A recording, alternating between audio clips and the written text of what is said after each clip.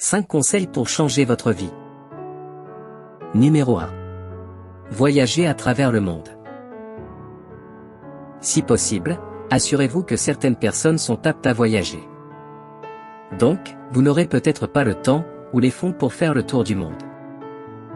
Mais c'est certainement un truisme que les voyages élargissent l'esprit.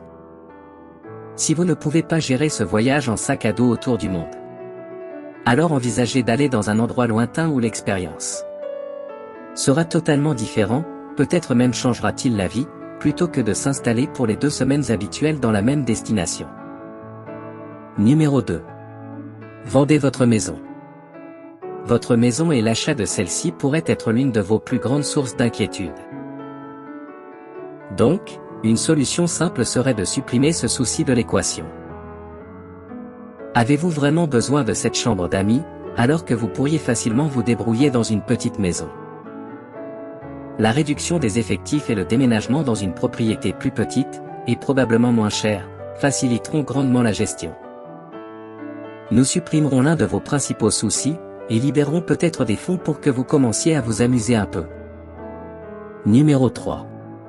Changez de travail. Si votre travail vous déprime, changez-le. La seule chose qui t'empêche de trouver quelque chose que vous apprécierez plus, c'est vous.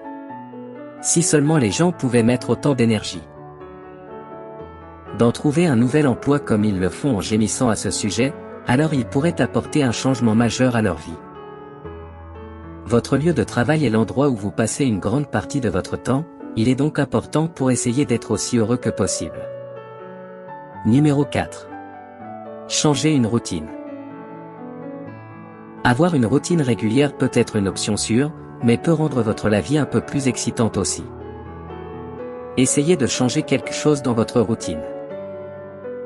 Comme emprunter un itinéraire ou une méthode différente pour se rendre au travail.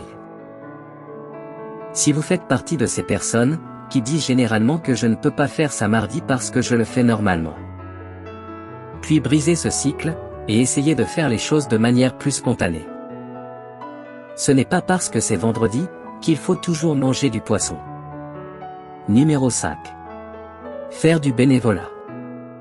Le bénévolat nous fait nous sentir bien dans notre peau, tandis que nous faisons quelque chose de pratique pour aider les autres. Faire du bénévolat signifie aussi inévitablement avoir plus d'occasions de rencontrer d'autres personnes.